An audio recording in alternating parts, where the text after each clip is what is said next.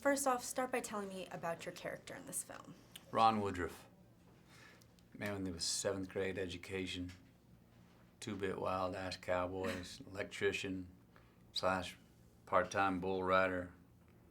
Don't leave your wallet sitting around because he'll probably steal something from it. A womanizing, fun, hell-raising son of a bitch who's heterosexual and gets HIV, given 30 days to live. Guy becomes a scientist of HIV, leaves the borders and goes out amongst the world to go out and research and bring back anything he can. And he's not only bringing it back to just survive, he's gonna make him some money. Yeah. So he's got a bit of Scarface to him too. Businessman who unknowingly becomes an activist as well, without ever sort of consciously raising that flag and saying, I'm the leader. He kind of, you follow his life and he becomes that without even really knowing it. You just described him so well. When you read this story, what was it initially about him that made you really want to play this character? Well, he was a great anti-hero who, and what you get, what I enjoy about an anti-hero is you don't have to abide by society's laws. Actually, they're outside the law, or they butt the law in the face. They butt the governor in the face. They butt the parental guidance in the face. They do it their own way, and that means where they're the rule breakers and they make up their own rules. They're usually on the run from something or ducking or diving something and have to live a little either on the outskirts of society or go right up the middle, which a version of Ron going right up the middle is selling memberships, not selling the drugs. He used the system and a loophole in the system to beat the system.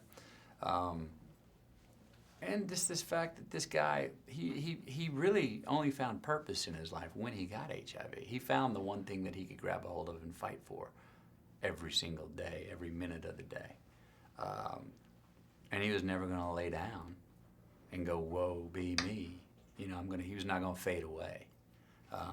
And what did he do? If you look at the film, or what I think his legacy would be, he's a guy who I think shook the tree enough to where it's possible that the FDA has approved certain drugs that have worked for HIV sooner than maybe they would have, because he was a bit of a thorn in their side, enough where they wanted to shut him down and keep him quiet. Yeah. You know? That's what I liked about him. He never stopped. Mm-mm. Now, I mean, when you see the film, obviously, your physical transformation was unbelievable. Talk to me a little bit about how you sort of transformed into Ron. Physically? Yeah, physically. That was all diet and giving myself 4 months to do it. And it was diet. I talked with 2 nutritionists, did my research, found out what don't do, what not to do. There were many options on how to do it, but there was quite a few things on what not to do. Mm-hmm. And then I just committed to it. And I had the support of my family and my wife, and I ate controlled meals, and I didn't go have meetings at my favorite steakhouse. Until the end of the movie, anyway. And I had my cheeseburger. With the physical transformation, because there were, you know, even the opening scene where you're at the rodeo and you're hopping over a fence, running away from guys, was it hard to do it at such a thin weight? Well, that particular scene, and I'm a runner in real life, and that particular scene, I hadn't exercised in 4 months, and I stretched because I knew it was a short run, but I knew I had to run. I made it 20 feet, and my thighs just locked up, and I just boom, my legs buckled, and I went down. I went, cut! And the 15 cowboys right behind me, right before I'd run, I was like, try and get me if you can. And I said, when you get me, don't half-ass it. Well, I had to go cut because they were still coming to get me. And now I had to hop up and say, I had no idea that my legs were going to lock up like that. And they just hadn't been used like that.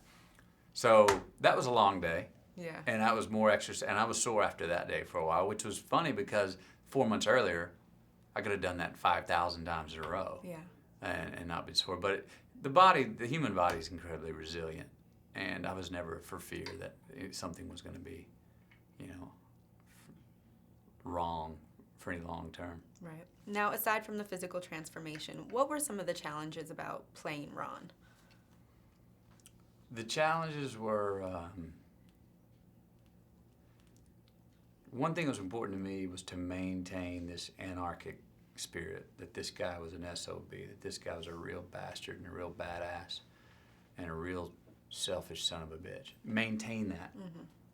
and not fear that we're going to lose the humanity, not fear that no one would ever sympathize, as someone might say, not fear that. Trust it. If you stay on track with this guy of who he really is, and keep him a businessman. Keep him a businessman. Don't have him in the middle going, well, no, I want to help everybody out. Yeah. Just keep him a businessman. Keep him liking his gold and his Cadillac. That the humanity will come out of that. And Jean-Marc and I got on the same page about that, and we checked in every week about it, but we said we got to trust it. And I'm really happy with how it works and comes across in the story. So that was one, and then the other was showing variations of rage, because the guy's got a lot of rage in him, and rage is the emotion that I think propels the most activity in us. But he had rage against his circumstance. He had rage against his ticking clock of how long he's supposed to live. He has rage against the government. He has rage about, probably rage at God. And so his rage at his friends who are isolating him and abandoning him. Different forms of rage to show variation in those.